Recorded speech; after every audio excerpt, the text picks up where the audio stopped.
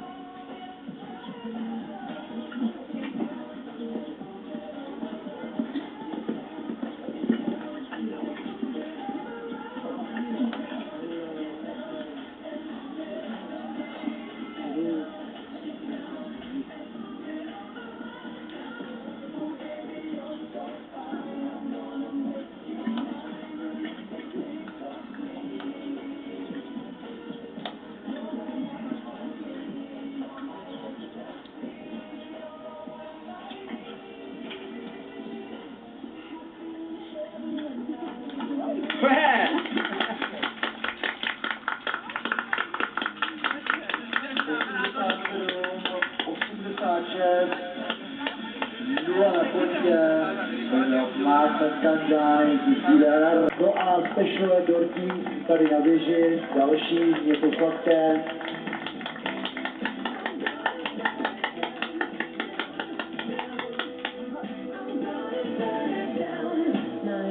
A tady je jeden speciální ještě dortíček pro Nagmet. Nagmet. Aby se tady neskazilo do těch dalších závodů. Takže i na druhém místě končí Nagmet Kanjanil Sedle Adlona.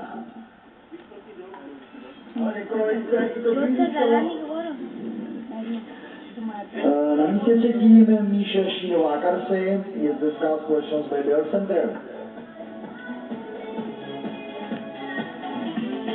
A na místě pátém ještě jednou Zdenka z Úradí. Chudák Zdenka poběží za koně. Šesté kolo pro vítězku nám zavede Nagmet Kanjanil Cecilia R.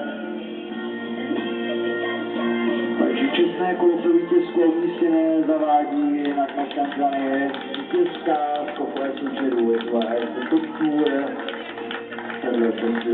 Na místě druhém taktéž Nagmet Kanjanil Adlon. Na místě třetím Michala Šínová Karsy. A na místě čtvrtém a pátém